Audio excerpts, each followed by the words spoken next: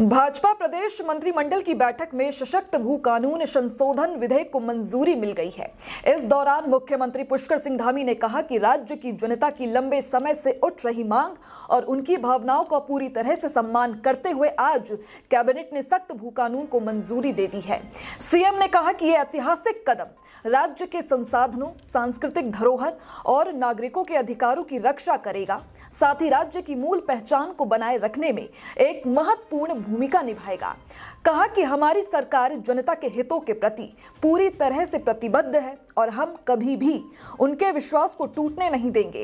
इस निर्णय से यह स्पष्ट हो जाता है कि हम अपने राज्य और संस्कृति की रक्षा के लिए हर संभव प्रयास करेंगे। निश्चित तौर पर यह कानून प्रदेश के मूल स्वरूप को बनाए रखने में सहायक सिद्ध होगा। चलिए अब जान लेते हैं क्या है नए भू कानून के प्रमुख प्रावधान। पूर्व मुख्यमंत्री त्रिवेंद्र सिंह रावत की सरकार के द्वारा 2018 में लागू किए गए सभी प्रावधानों को नए कानून में समाप्त कर दिया गया है। हरिद्वार और उधम सिंह नगर को छोड़कर उत्तराखंड के 11 अन्य जिलों में राज्य के बाहर के व्यक्ति हॉर्टिकल्चर और कृषि भूमि नहीं खरीद पाएंगे।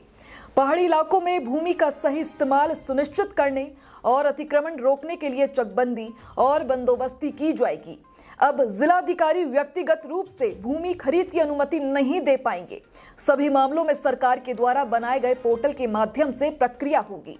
प्रदेश में जमीन खरीद के लिए एक पोर्टल बनाया जाएगा, जहां राज्य के बाहर के किसी भी व्यक्ति के द्वारा की गई जमीन खरीद को दर्ज किया जाएगा। राज्य के बाहर के लोगों को जमीन खरीदने के लिए शपथ पत्र देना होगा, जिससे फर्जीवाड़ा और अनियमितताओं को रोका जा सके। सभी जिलाधिकारियों को राजस्व परिषद और शासन को नियमित रूप से भूमि खरीद से जुड़ी रिपोर्ट सौंपनी होगी। नगर निकाय सीमा के अंतर्गत आने वाली भूमि का इस्तेमाल केवल निर्धारित भू इस्तेमाल के अनुसार ही किया जाएगा। यदि किसी व्यक्ति ने नियमों के खिलाफ जमीन का इस्तेमाल किया है तो वो जमीन सरकार में निहित हो जाएगी।